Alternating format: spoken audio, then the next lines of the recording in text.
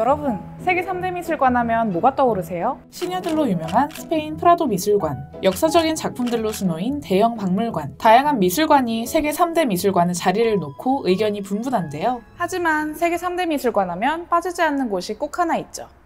바로 루브르 미술관.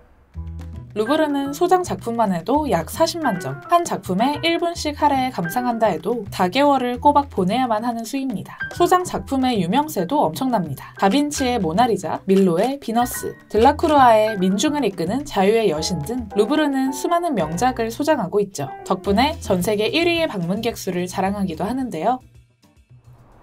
그렇다면 루브르는 어떻게 세계 최고의 박물관이 되었을까요? 오늘은 제가 이 차를 타고 설명해 드릴게요.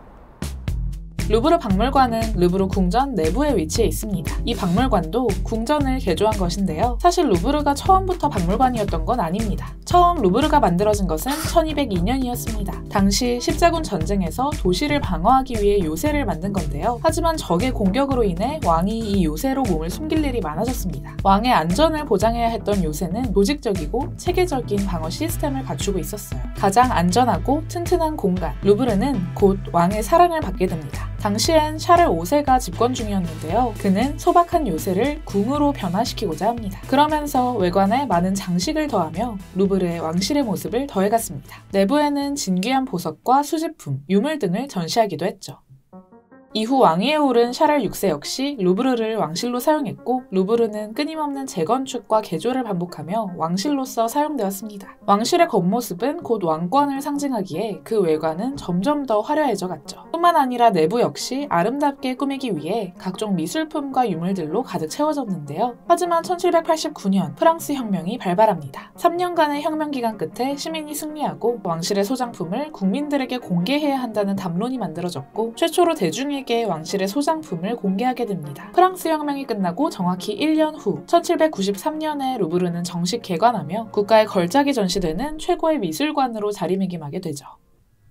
루브르가 가진 소장품에 가장 큰 변화를 불러온 건 황제 나폴레옹 3세였습니다. 나폴레옹 3세는 루브르를 자신의 권력을 드러내는 상징으로 이용하고자 했는데요. 그러려면 우선 겉모습부터 웅장해야 한다고 생각했습니다. 실제로 나폴레옹 3세가 루브르의 증축을 진행하며 건물 안에서 포착된 모습은 여러 그림으로 그려지기도 했죠. 하지만 나폴레옹 3세는 이것만으로 만족하지 않았습니다. 자신과 루브르의 권위를 더욱 높이기 위해 루브르 안에 왕립 아카데미를 비롯 작가들의 작업실을 들입니다. 파리의 네로라 하는 예술가들은 모두 루브르를 거쳤죠. 이후 현대에 접어들며 루브르는 개관 200년을 기념해 새로운 건축물을 만듭니다. 루브르 하면 바로 떠오르는 유리 피라미드였는데요. 이를 통해 루브르라는 이미지는 더욱 강력해졌습니다. 단순한 미술관, 박물관이 아닌 루브르라는 하나의 브랜드로 자리매김한 것이죠. 루브르의 화려함과 웅장함, 오랜 세월을 통해 만들어진 고급스러운 외관은 오직 루브르만이 가지고 있는 것인데요. 그 누구도 흉내낼 수 없는 절대적인 것이었기에 많은 명품 브랜드들은 이 이미지를 차용하고자 했습니다.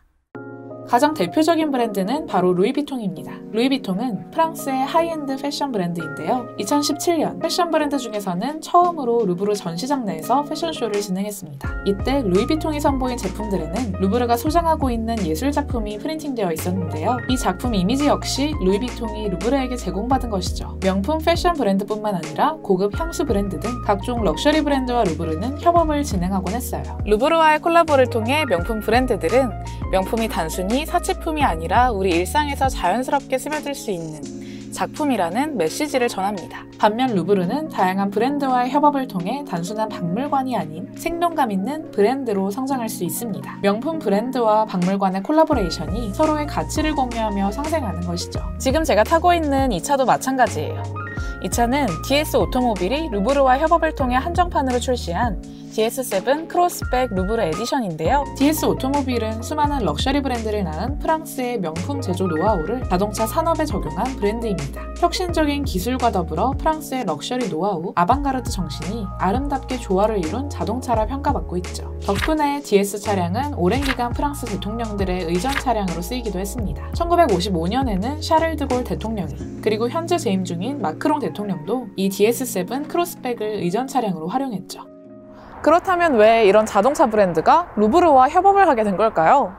DS 오토모빌은 2015년 스피릿 오브 아방가르드라는 슬로건으로 브랜드 런칭 후 전통 문화유산과 모더니티의 조화를 근간으로 해 르브르와 공식 파트너십을 유지해왔다고 해요. DS 오토모빌의 신뢰받는 품질과 전문성, 그리고 르브르의 전통과 품격에 맞닿는 지점이 있었던 것이죠. 그리고 올해 1월 공식 파트너십을 통해 탄생한 차량이 바로 이 DS7 크로스백 르브르 에디션입니다.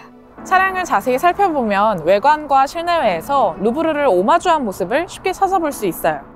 더 아트 오브 트래블은 DS 브랜드의 철학이라고 해요. DS 오토모빌의 장인들은 섬세하고 디테일한 터치를 통해 르브르 박물관의 상징들을 DS7 크로스백 르브르 에디션에 그대로 담아냈죠. 우선 차의 외관을 살펴보면 본닛과 앞쪽 운전석, 조수석 도어와 차량 후면부에서 르브르를 상징하는 배지를 볼 수 있어요. 이 자체로도 르브르의 고급스러움이 느껴지는데요. 특히 본닛 위의 로고에는 르브르의 상징과도 같은 박물관 출입구, 유리 피라미드를 위에서 바라본 모습을 정교하게 표현한 모습입니다. 이 유리 피라미드는 다른 부분에도 녹아있어요. 양 사이드미러 상단에는 정교한 레이저 음각 기술을 통해 르브르의 유리 피라미드를 다이아몬드 패턴으로 만들어 새겨 넣었죠. 이런 세심한 디테일은 차량 내부에서도 확인할 수 있어요. 차의 송풍구 슬라이더는 유리 피라미드 디자인을 3D 형태로 구현해냈죠. 차량 내부 곳곳에서 르브르의 디테일을 찾아볼 수 있었답니다. 이전부터도 DS 오토모빌의 차량들은 가죽공예나 깃털공예 등 명품 브랜드의 세밀한 기술을 자동차에 적용하면서 오트쿠티르, 장인 정신을 지향하는 모습을 보여주었는데요. 사실 자동차는 현대인의 삶에서 빼놓을 수 없는 일상적인 교통수단이잖아요. 그런데 자동차를 타면서 예술의 아름다움을 떠올릴 수 있다는 게 정말 인상적으로 와닿았습니다. 그리고 현재 이곳 대치동에 위치한 DS 스토어 강남에서 출시 이벤트도 진행하고 있습니다. 특히 현재 진행 중인 시승 이벤트에 참여하면 참가자 중 추첨을 통해 3분께 프랑스 니치 향수 브랜드 블리 1803의 르브르 에디션을 선물로 드리고 있다고 해요. 영상 하단 설명란의 링크를 통해 DS 오토모빌 공식 홈페이지에 들어가시면 더 자세한 정보를 확인해 보실 수 있습니다. 관심 있는 분들은 바로 확인해 보세요. 그럼 저희는 더 재밌는 예술 영상으로 찾아오겠습니다. 다음 영상에서 만나요.